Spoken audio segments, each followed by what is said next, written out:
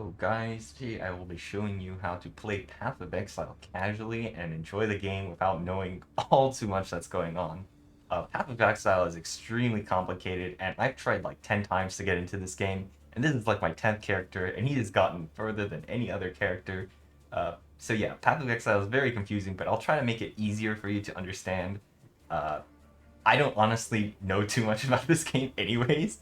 I have 200 hours in this game, 10 characters or something, and I barely like scratched the surface of this game. The enjoyment of Path of Exile comes from killing stuff, getting bigger number, and then getting more rocks. This is basically the loop of Minecraft, but in a top-down version instead. Kill stuff, get bigger number, get more rocks. It's very simple. Like that the loop is actually very simple, and it took me a long time to figure out how that loop worked, but I'm here now and I'm gonna explain it to you as easily as I can. The first thing you should do probably when you get Path of Exile is to download the game, make a character, get onto the beach where you're finally able to move around, and then close the game. You want to get a loot filter, which is going to make your experience significantly better. Like, it'll help you so much. There's a link in the description. It should be Filter Blade XYZ is the website. You go to this place, you go to create filter. You don't mess with this or whatever. I don't really care. You do the name and then you sync or download and you download that thing.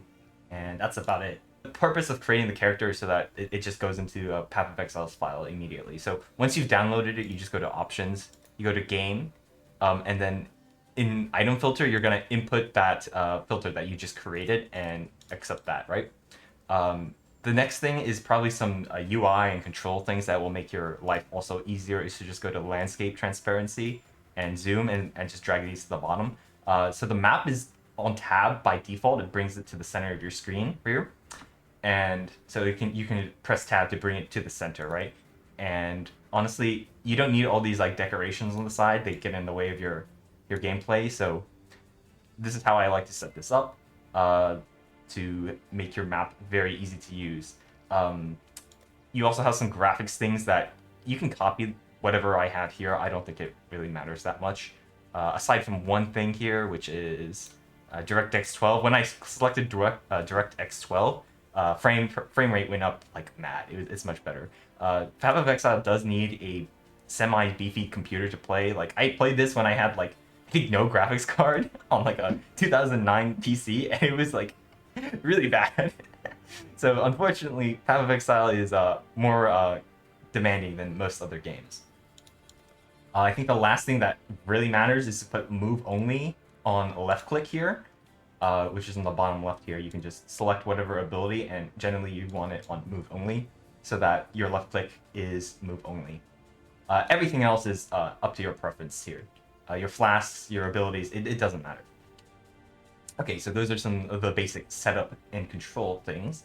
In Path of Exile, you're gonna like keep learning new things. That's part of the fun, is the gameplay loop, is like that trio of the gameplay loop of bigger number of getting stuff and killing stuff. But it's also learning new things, so you can make that wheel go even faster, to get even more numbers, to get even more rocks, to kill even more stuff. So that's part of the learning experience, which is part of the fun of Path of Exile. So I played, yeah, like 10 characters, and each time I learn something new, and it makes it more fun. So don't feel intimidated to get into this game. Setting up those controls will take you like, I mean, besides downloading, it'll probably take you like 5 minutes at most to like get these settings up to date, up to speed, to have a good gameplay experience. Okay, so you get into the game. You're getting equipment. You don't know what the freak is going on. You look at my end game gear here, and it's not really end game. It's like, compared to like people who've been playing for thousands of hours, what I have is like baby stuff, right? But don't be intimidated. It's really simple. Your goal is to get at least until you get to the end game, which is the 2 campaigns, right? So if you press, is it U? Yeah, U. You have 2 campaigns, right, or 2 parts to the campaign. Acts 1 through 5, 1 through 10. After you beat Act 10, you can finally start doing like the end game stuff. So once you beat the campaign here, I would not worry about getting your 6 links, right?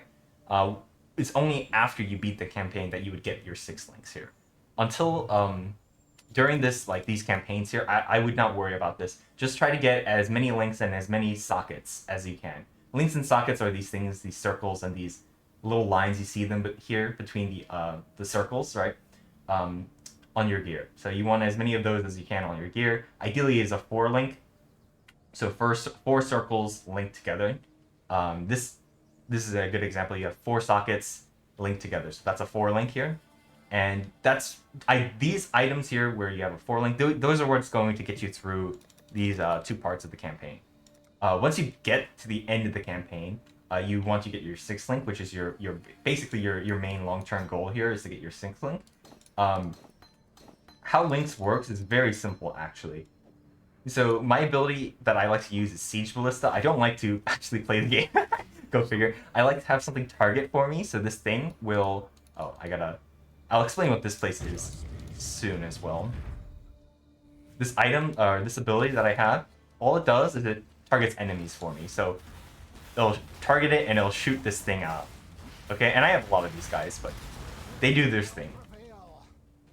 The way gems work is very simple. You have active abilities, and then you have socketed support gems. So this one's the one I like to show. It's called returning projectiles. It'll just make it, instead of just firing and not returning, it'll fire and then it'll come back to me. So it'll fire and then it'll come back. These guys are getting in the way, but you can kind of see how it fires and then goes back. So that's how gems work, is you just have an active and then everything else is just to pump that one active up. So that's why I have this, which is going to make it, instead of mana costing, it's now life costing, and it gives me bigger number. It just says supported skills deal more damage. Yeah, very nice. And so a lot of skills are like that. They'll have things where they'll say supports X type skills. So in the description here, where it says returning projectile support, it says support projectile level 20, cost and reservation level whatever, and then it says supports projectile skills. And if you go over to your skill, at the top it says attack, projectile, totem, bow. So those are like the traits. So basically it just means, oh, this supports projectile skills, this is the projectile skill, let's support it. You can also hover over it when it's in your inventory and this little menu appears that shows you what it can support with the little check mark. So yes, it supports Siege Ballista there, so that means it will apply its effects to it. Yeah, so you can see that it won't affect other things other things that don't have projectiles, obviously. Like Steel Skin, that's a defensive ability I have. It won't affect it because it's not a projectile skill. So that's how it works. Is you just stack up a bunch of things that pump up your main skill. That's all you're doing. It's just bigger number by socketing as much as you can into there. You can have up to 2 6 links, but that depends on the type of main weapon you have. Because I'm a bow user, I get to have 2 6 links, but other types of builds won't have 2 6 links. They'll have 2 3 slots here, possibly. Some melee weapons can have up to 6 links, and it just alters what you are doing. So you're like, okay, I know how this gearing works, right? But what am I looking for in gear? Well, that depends on your build, and it's very simple, guys. You just go to YouTube. You type in build, league start, or cheap, or whatever, right? It's just very cheap, under 1 divine, or something like that. These guys are just currencies, they're monies. I will explain these guys soon. Basically, you're looking for a league start build because honestly, everyone explains things so confusingly that and things cost so much in some of the end game builds that you're gonna have a lot of fun without having to deal with those crazy expensive builds. This build I have is a modified version of a build in the description from some guy with his own league start. So he calls it a league start build because you can just do it right out the gate. Just search for these items. To get these items, you can either find them yourselves or do trading, which I will probably cut in here. So here's the interjection. This is some of the third-party websites you would use. This is technically not a third-party website, I believe, because it is allowed by the creators of Path of Exile. So this is PoE Trade. You just type it into Google, go to PoE Trade. This is how you are able to find items that you want to buy. So let's say I want to buy an item. My build says to buy the Iron Commander, which is what my build runs. We just search it, and there are certain things that if you want, you can click, and it'll give you sort according to these filters. You can clear that filter or, oh shoot, search it again. I'm messing up this interjection. Okay, you find the item, right? It'll be by default by cheapest first and whatever. You know, you can choose whatever you want. You can show filters and then add stat filters. This is a little finicky to work with, figuring it out, but I think you guys can figure it out. It's just a search filter. There are certain things you can figure out, like a number of sockets. Let's say minimum is 6. Let's say we're in game. We want to get 6 sockets, so now it has 6 sockets in it, and then we can attempt to buy this with a direct whisper. If you press the button here, it will automatically in game send it to you if you have Path of Exile open. Otherwise, you can copy the whisper and that kind of stuff. Yeah, the prices will be there, and you just click this button. I've explained it, and follow what I say later on. On the other hand, if you want to find items that aren't, you can aren't whatever this is, right? You can search categories. Like, let's say I want I think glove would be a good idea. Glove, and we want, let's say, dexterity, right? So I think it's is it? I'm messing up. This is such a like. Oh yeah, I think it has to be this one. It's like plus dexterity, and then let's do life, plus life, and we can do like minimum 50 and minimum 70 or something like that. Okay, no results. So maybe dexterity is too high. Okay, no results. What am I doing wrong? Oh, sockets. That's one. These things aren't gonna have 6 sockets. Okay, there we go.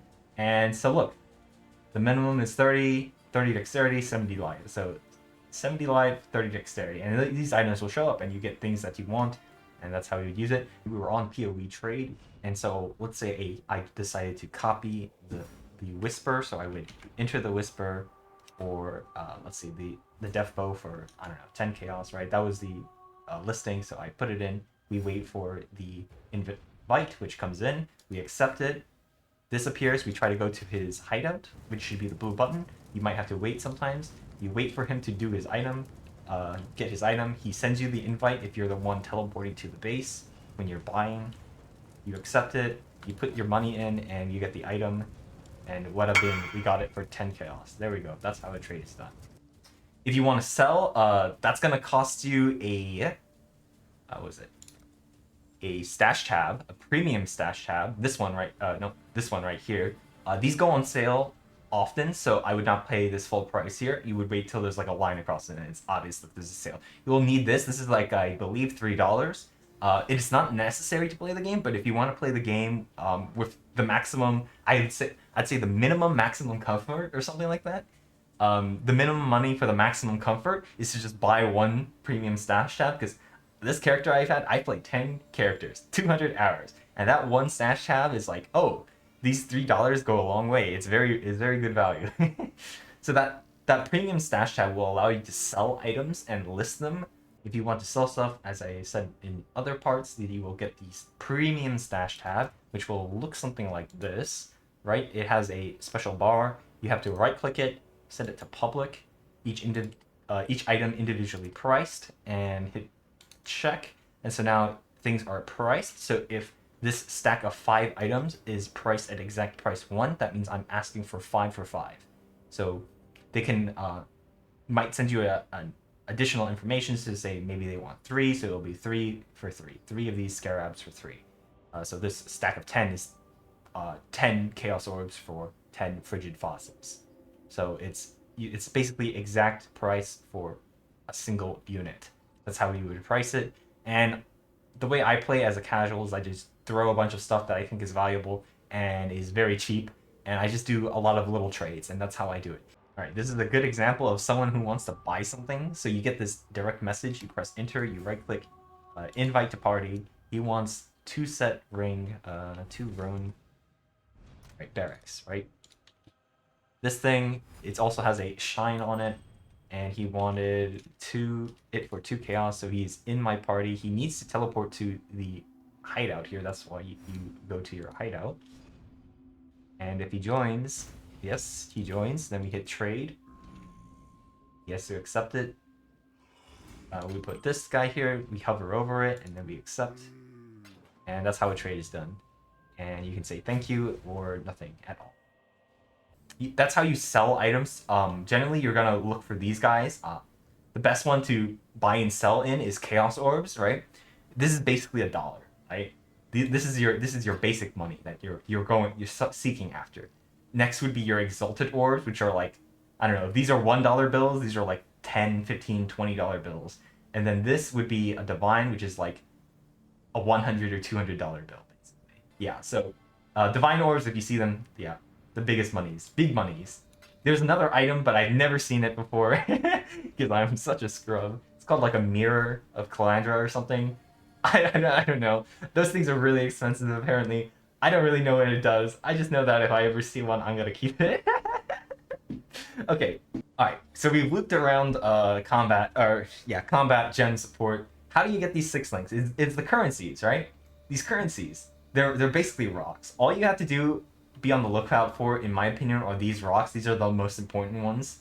There's some other ones, but you know, you can figure out by learning through, by playing the game, looking at YouTube and stuff.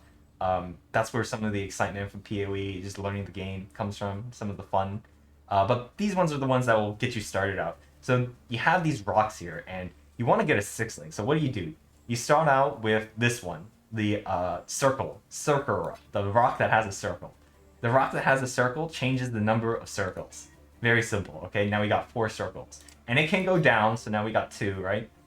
And now we got 3 again. So you're gonna have to get a lot of rocks. A lot of rocks to get more circles, right?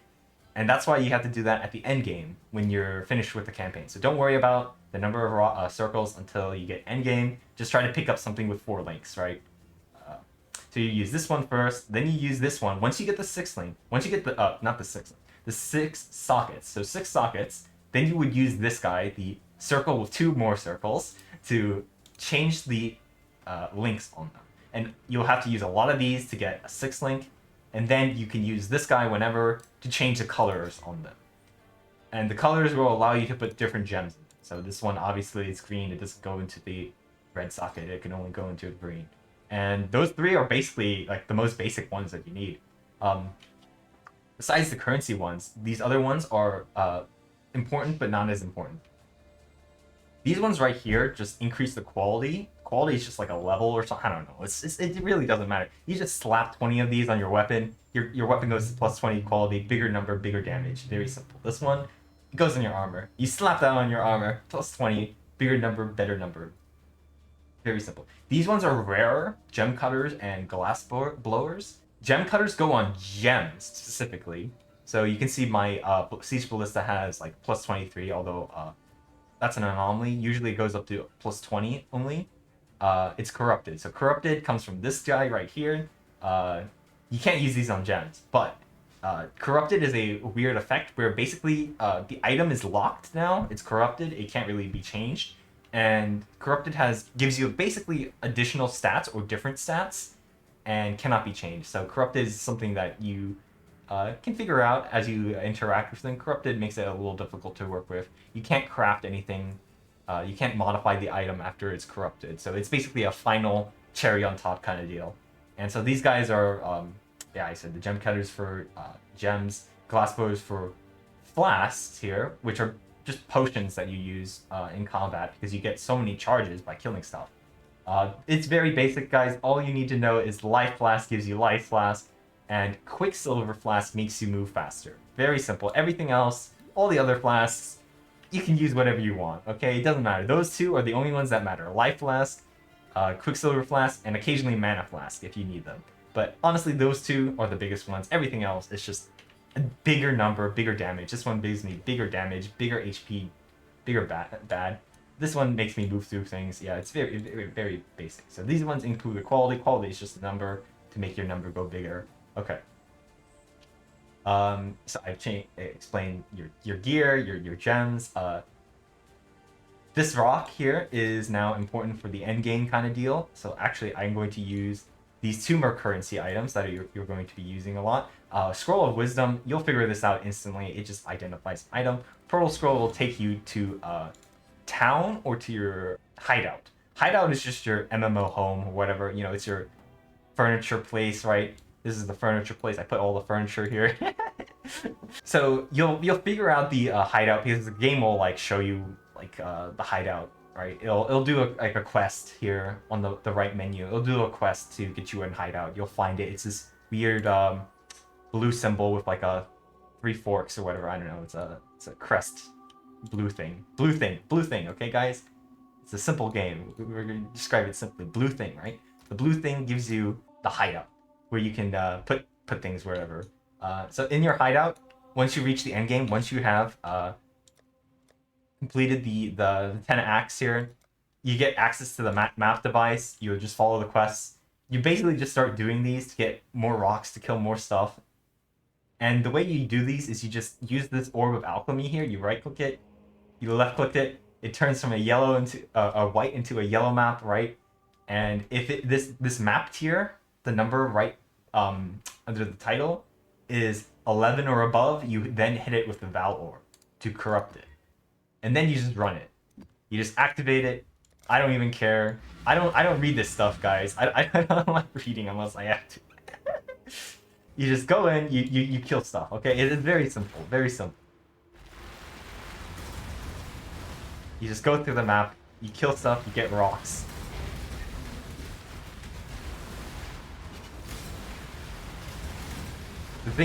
The way I like to play is I don't even actually play. The turrets kill stuff for me. You run around, you collect stuff. This is what the what do you call it? The loot filter will do. It'll make things shiny. This is a unique item. It could sell for something. Usually it doesn't sell for much if you have the, what do you call it? The premium stash head. If you have the premium stash head, you could maybe sell it. You can check on PoE trade if it's worth anything. Generally, these things aren't worth that much. So that covers, honestly, a lot of the basics. It's just following the build on PoE or on YouTube, looking up on PoE trade to buy items and sell items as well, using your premium stash tab, using these currencies to get 6 links to put in your 6 link or as many links and supports onto your abilities as you can. You will want a dash skill. If you don't know what dash skill to use, just use where is it? Just use Frostblink. Honestly, you don't even need to support it. I pretty much have I had 2 supports on it. Life tap to make it cost life instead of mana, because I will explain that. And second wind, which is just something that makes it better. Gives it cooldown recovery, as you can see. The reason I have a lot of things put onto life here is because I run these different types of abilities called, where are they?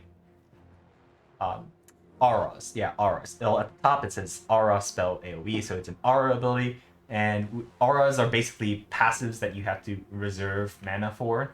So I run 2 auras here to give me maximum reservation, and so because I have no mana, I have to use life to cast skills, and that's what these life tap support gems are for. But other than that, it's like, the reason you do this is just so that you get bigger number. Oh yeah, bigger number, right, for attack, but sometimes you want defense as well, right? What you're looking for generally is 75 on everything except chaos resistance. These 4 things are what matter. Fire resistance, cold resistance, lightning resistance, chaos resistance are generally what matters. The other things that kind of matter but aren't as important, in my opinion, are evasion rating, and armor. They're useful to have, but these are the minimums. Everything else is like on top of it, a luxury. HP is also something you're looking for. As you progress, you go from 1,000, 2,000, 3,000. From what I've seen, a lot of the tanky builds have 5,000 or over, and a lot of the squishy builds are 3,000 or something for HP. One stat that people say is very, very useful to have is spell suppression chance, and that is hard to come by, it seems. It's just another form of damage mitigation for spells, which is just magic damage, which is just, honestly, I forget, but it's just spells from enemies. It's magical instead of physical. Physical goes through armor, magical through spell suppression, right? And elemental damage is things that you want to be capped at 75%. So I have overcapped, and that's also good. You want to be also overcapped. That would be ideal, because you can get cursed, which can lower your resistances. And chaos resistance for beginners is not necessary, but the more you have, the better. So ideally, I think people say 0% chaos resistance is ideal, because this number goes down once you beat the campaigns. All of these are base value negative, and you have to get them very high. And to that end, you have to use equipments to get your resistances. I like things that give me all elemental resistances. This item here, le hoop of all. I don't know how to pronounce it. I like this ring. It gives me 28 all elemental resistances. If you press Alt, you can see a bunch of other things pop up here. The number range tells you like how good the roll is, how good the item is.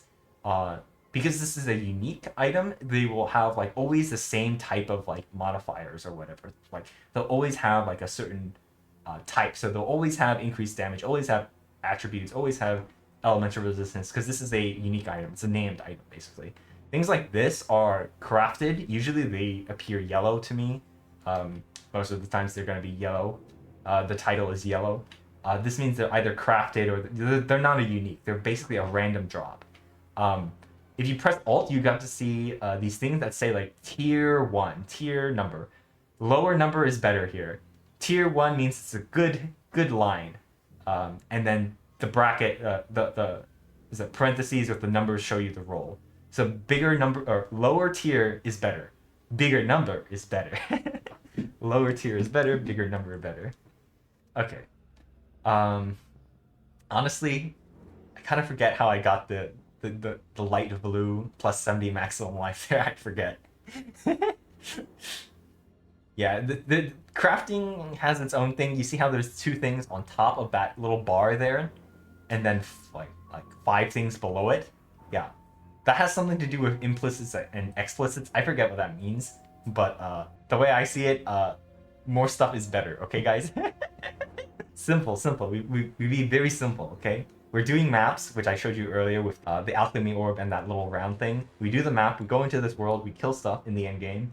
We get more rocks. We sell them. We get more items by trading on the markets, by buying items that our build tells us to do, which is on YouTube. Just any build that you find interesting. As you play the game, you'll find like interesting abilities besides this. Like maybe you want to be a right-click build, so you find abilities that are interesting and you follow that. Like, I don't know. Maybe you're just gonna go with a crazy build that uses whatever frenzy is, right? And so, you know, you'll get things that support this ability. It begins like really poopy, and then you get things that make it different, you know? So just experiment, look up on YouTube whatever you want to play. Don't be afraid to like start a new character. I did it 10 times, and don't be afraid to drop the game even, because honestly, I dropped this game like, as you can see, like 10 times. I picked it up like 10 times after to try to figure out this game every time. It's really fun to even not know what's happening and not even to play optimally. Like, I don't play optimally. I'm not like a crazy PoE guy. I only know just enough to enjoy it, and that's really all that matters. It's just to enjoy the kill enemy, get rock, bigger number. Very, very simple life here. YouTube build, experiment with whatever you like to play, because it really doesn't matter. Like, you just follow the YouTube build, get the numbers, enjoy your time. Let me think if there's anything else to show. If there is something, I will probably edit this. Alright, I probably should have mentioned this, but when you're playing the game, your main quest icon here will basically tell you what to do. In my experience, you don't really need to explore much of the map, other than, excuse that, other than the hideouts that you might want. There's really not much to explore in the map. You just sort of just rush these objectives here on the side when you're doing questing. One more thing is that I wanted to add is that there are these side objectives, or side mechanics actually, league mechanics if you will, that PoE has. They're called league mechanics. They're basically different ways to play the game and to acquire resources. There's a whole bunch of them. You should look up videos, different videos that have more in-depth guides on what each one is. The ones I like are Delve and Expedition. I find them that when I'm doing maps, it's very easy to get these two going on the side. And so you sort of are doing your maps at the same time as these things, these league mechanics. You can investigate them in other videos. Probably something I'm forgetting. Attributes, defenses. Oh, yes, the biggest and most important thing. This guy right here. The passive skill tree. Oh, yeah, and this guy right here. Okay. Passive skill tree is going to depend on where you start as your character. So my character's a Templar, so he starts over here. Witches start up here. The other guys start wherever.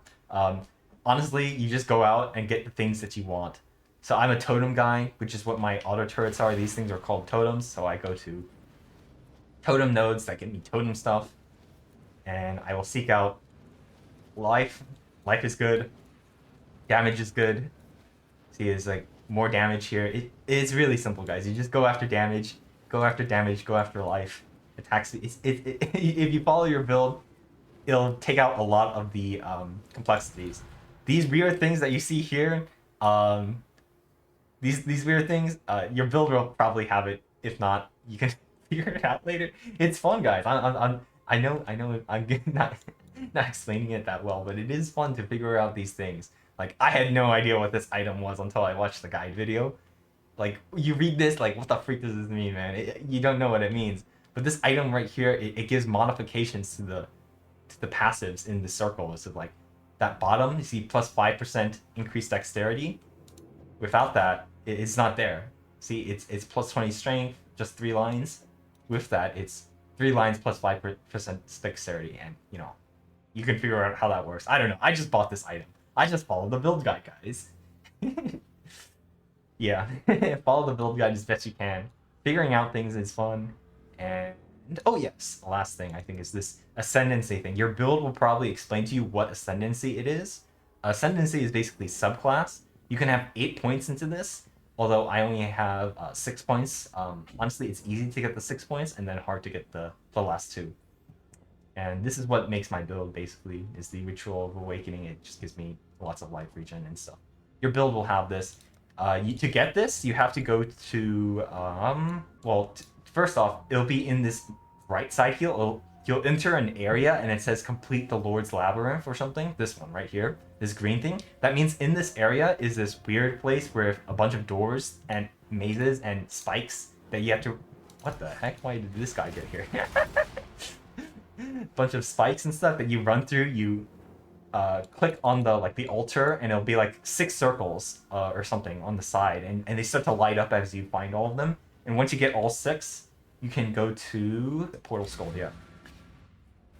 You can go to, in part 1, Act 3, the Starn Encampment. Yes. You go over this way, and eventually this place will open up, and you can go into here. You can also access it by waypoint. And you go through this maze here.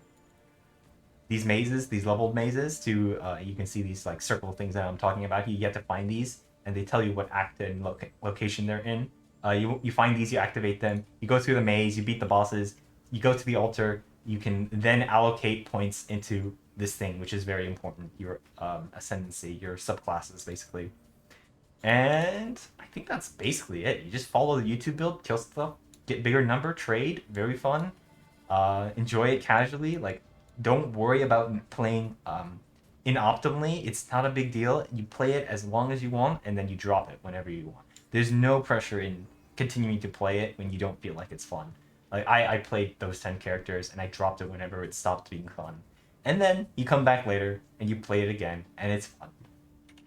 You just play it until you lose interest. And that's all you could really ask for. And thanks for watching. I think this should be good enough as a video, as a basic guide to PoE casually. Goodbye.